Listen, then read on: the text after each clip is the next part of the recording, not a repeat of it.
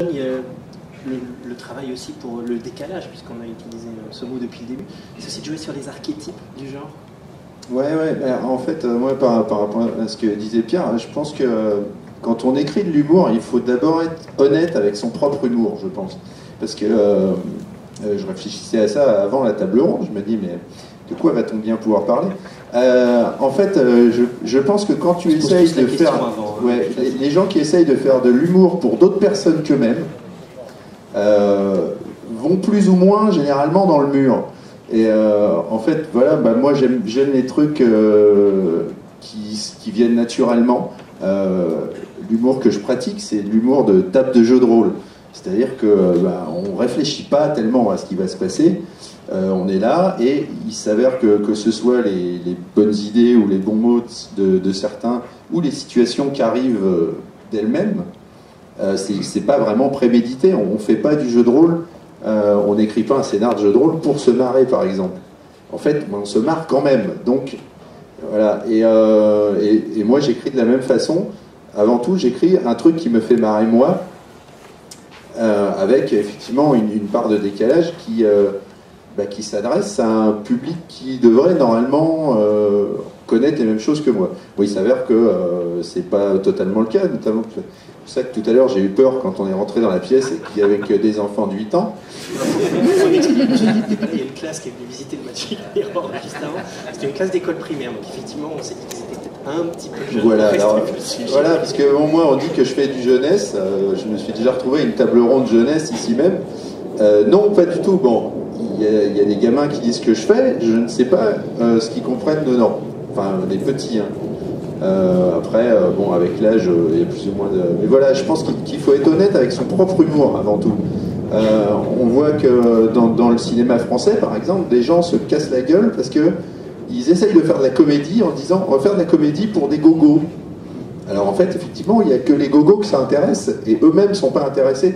Et quand on travaille avec la télévision, on se retrouve avec, parce que c'est ce que je fais en ce moment pour ma série, on se retrouve avec des gens qui ont tellement l'habitude d'essayer de produire des programmes pour faire rire d'autres gens, qu'en fait, ils ne savent pas faire de l'humour. Parce qu'ils essayent de se mettre dans la tête de quelqu'un qui n'est pas eux, pour faire rire quelqu'un d'autre. Et à mon avis, ça, c'est pourri comme idée. Jean-Claude, par rapport à ce que dit John, justement, là aussi, il y a la question de se dire, mais voilà, moi ce que je fais m'amuse, me plaît, est-ce que ça va trouver un public? Est-ce que le public va réagir de la même façon? C'est le gros drame de ma vie, ça, parce que à partir du moment où ça me fait rire, moi, comme j'ai un humour de merde, je me dis, bon, déjà j'ai une espèce d'inquiétude vis-à-vis de la personne qui vient me voir en me disant, j'ai beaucoup ri, je me dis, attendez, ne vous accrochez pas, et c'est véritablement ce sentiment-là que j'ai, quoi.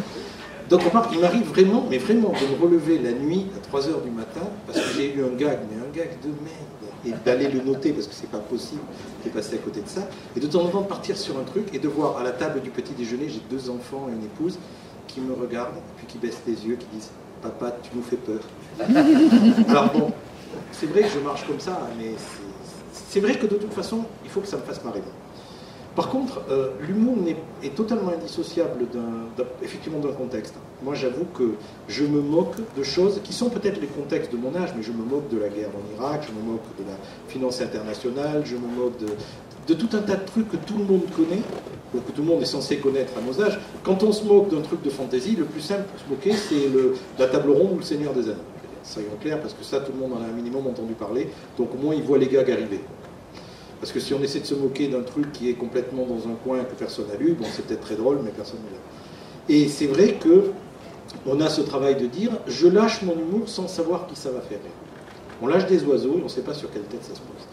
Mais c'est formidable. Est-ce que tu es surpris parfois dans les retours, justement, de ce qui a pu faire rire, où tu te disais, tiens, ce gag-là, il va marcher, et puis finalement, il n'y a pas de retour dessus, et puis un autre où tu te dis... pour reprendre ton expression, c'est vraiment un gag de merde, et pourtant c'est celui-là qui fonctionne. Ben oui, mais de toute façon, c'est le but aussi.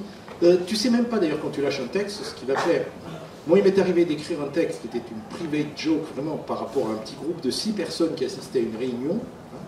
Le gag était dirigé vers ces 6 personnes-là. Et c'était une de mes nouvelles les plus connues.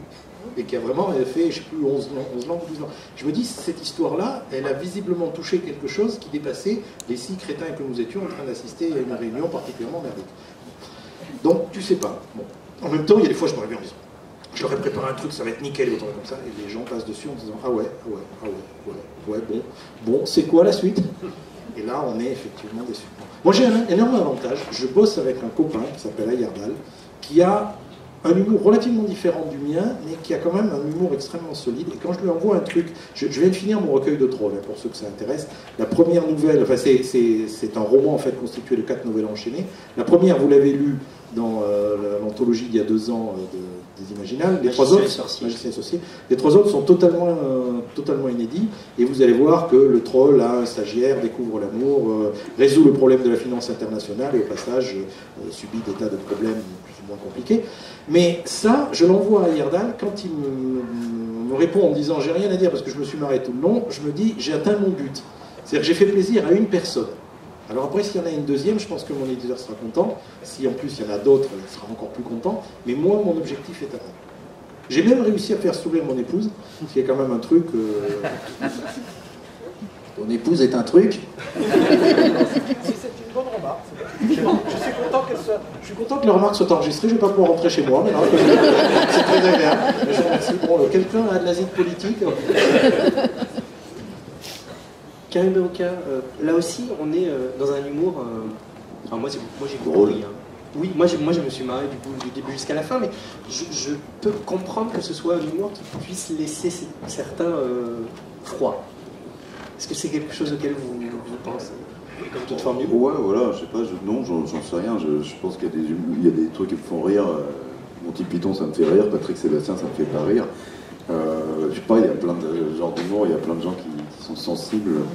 Ouais, là c'est un peu provo, c'est un peu cynique. Est-ce que ça plaît aux gens qui sont là, à d'autres, j'en sais rien. De toute façon, j'ai pas écrit pour plaire, hein. J'ai écrit parce que j'ai envie de l'écrire. Parce qu'il y a plusieurs niveaux, il y a à la fois les personnages, ouais. Il y a l'écriture, il y a les situations. Ah oui, non, tout ça. Oui, je le reprends. Les dialogues. Il y a vraiment... je vais dire un gros mot. Il y a un travail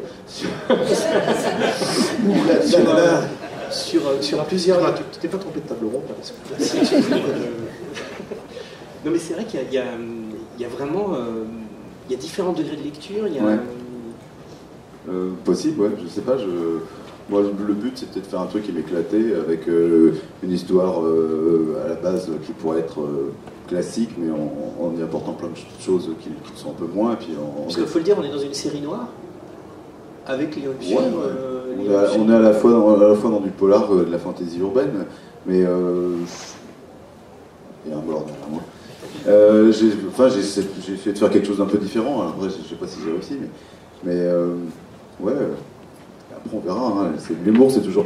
Dans le recueil que j'avais fait avant, il y avait une nouvelle qui reprenait l'histoire de Jacques qui monte à Haricot Magique là, mais que j'avais dit tiens, on va réécrire la nouvelle comme si Bruno Bettelheim avait écrit cette nouvelle, mais qui n'avait pas été un psychanalyste, mais juste un conteur. Donc Jacques et son Haricot Magique se faisaient prendre la tête par un psy. Et donc il y avait plein de références et tout ça, moi ça me fait mourir de rire, il y a plein de gens qui trouvent ça super nul. Donc je sais pas pourquoi ça fonctionne avec des gens. Et puis là c'est pareil, on verra. Hein.